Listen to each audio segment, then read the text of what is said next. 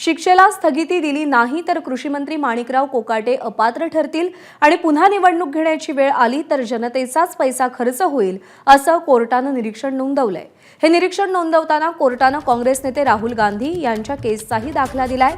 कागदपत्रात फेरफार करून 1989 मध्ये सदनिका बळकावल्याच्या प्रकरणात कोकाटे यांना अतिरिक्त मुख्य न्यायदंडाधिकाऱ्यांनी दोषी ठरवलं होतं।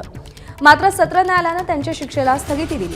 स्थगिती देताना कोर्टानं जनतेच्या पैशांचा अपव्यय टाळण्याचं निरीक्षण नोंदवलंय। अंतिम निकाल लागत नाही तोपर्यंत स्थगिती द्यावी असा युक्तिवाद बचाव पक्षाकडून करण्यात आला होता। अतिरिक्त मुख्य न्यायदंडाधिकाऱ्यांनी 1992 नंतरचं उत्पन्न विचारात घेतलंय। मात्र 1989 ची आर्थिक परिस्थिती कशी होती हे सिद्ध करता आलं नसल्याचंही कोर्टानं निरीक्षण नोंदवलेलं आहे।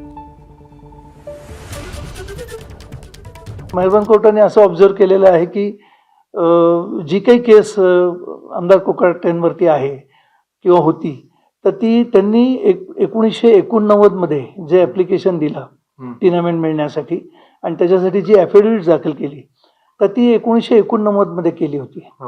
परंतु मेहरबान ट्रायल कोर्टाने मात्र जे त्यांच्या आर्थिक परिस्थितीचा जो विचार केलेला आहे तो 1992 पासूनचा केलेला आहे आणि हा मुद्दा आम्ही निदर्शनास आणून दिला की 1989 ची त्यांची काय आर्थिक परिस्थिती आहे याबद्दल कुठलाही पुरावा कोर्टापुढे आलेला नाही। एबीपी माझा, उघडा डोळे बघा नीट।